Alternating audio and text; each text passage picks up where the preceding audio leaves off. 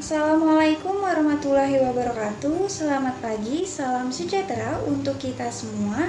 Pada kesempatan kali ini, saya Hafsah Raulia Alfani dengan nomor induk mahasiswa B73219075. Di sini saya akan memaparkan materi mengenai teori perkembangan karir Ginsberg dan teori perkembangan karir Donald Super. Baik, langsung saja. Yang pertama yaitu ada konsep utama teori perkembangan karir Ginsberg. Teori perkembangan karir Ginsberg mempelajari tentang pengaruh perkembangan terhadap pemilihan karir. Ginsberg menyimpulkan bahwa pilihan okupasional merupakan proses perkembangan yang pada umumnya mencakup kurun waktu selama 6 hingga 10 tahun, yang dimulai sekitar usia 11 dan berakhir sesudah usia 17 tahun atau awal mula masa dewasa. Menurut Ginsberg, perkembangan dalam pemilihan karir mencakup 3 tahap, yaitu yang pertama ada masa fantasi, yang kedua tentatif, dan yang ketiga realistik. 2 tahap daripadanya yaitu masa tentatif dan masa realistik.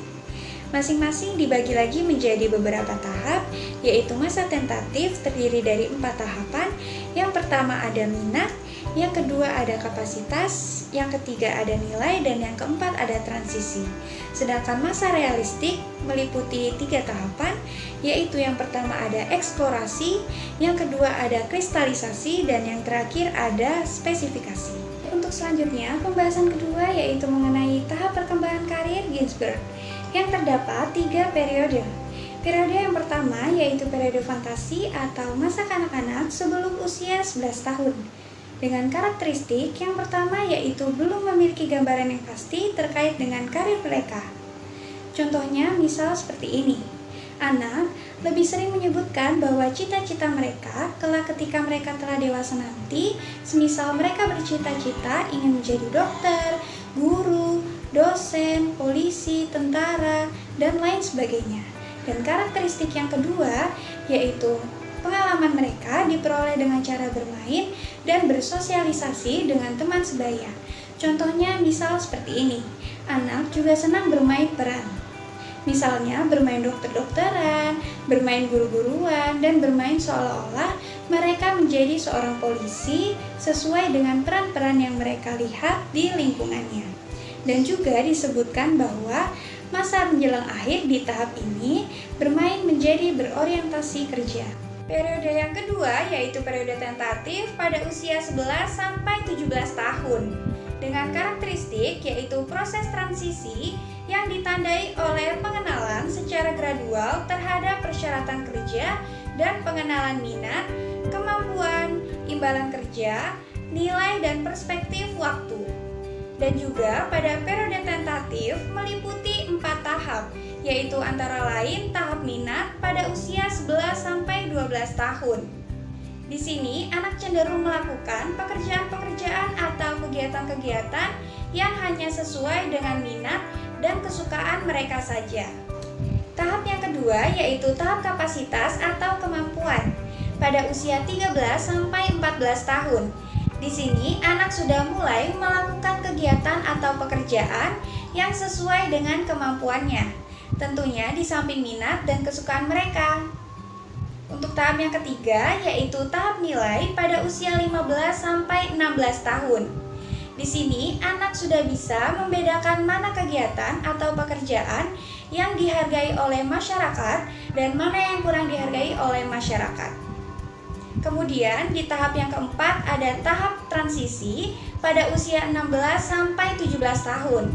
Di sini anak sudah dapat merencanakan karir mereka berdasarkan minat, kemampuan, dan nilai-nilai yang ingin mereka perjuangkan.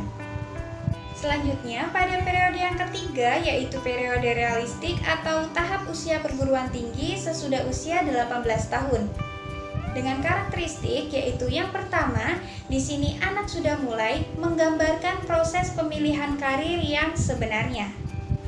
Pengintegrasian kapasitas dan minat serta kelanjutan perkembangan nilai-nilai, di mana anak atau remaja mereka sudah mengenal secara lebih baik minat-minat, kemampuan, dan nilai-nilai yang ingin mereka kejar. Yang kedua, mereka sudah menyadari bahwa segala konsekuensi dan tuntutannya dalam segala bidang pekerjaan. Dan yang ketiga, remaja sudah mampu membuat perencanaan karir secara lebih rasional dan objektif.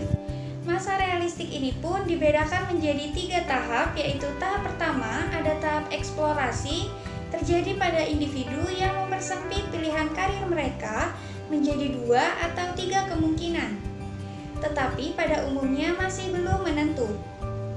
Nah, pada tahap ini, anak memberikan penilaian atas pengalaman kerjanya dalam kaitannya dengan tuntutan yang sebenarnya. Untuk tahap yang kedua, ada tahap kristalisasi, yaitu ketika komitmen pada satu bidang karir tertentu sudah mulai terbentuk. Contohnya misal seperti ini. Ketika anak mengambil sebuah keputusan pokok dengan menggabungkan faktor-faktor yang ada, baik dalam diri sendiri atau internal maupun dari luar eksternal. Misalnya seperti tekanan waktu dengan ikut memaksa anak untuk mengambil sebuah keputusan.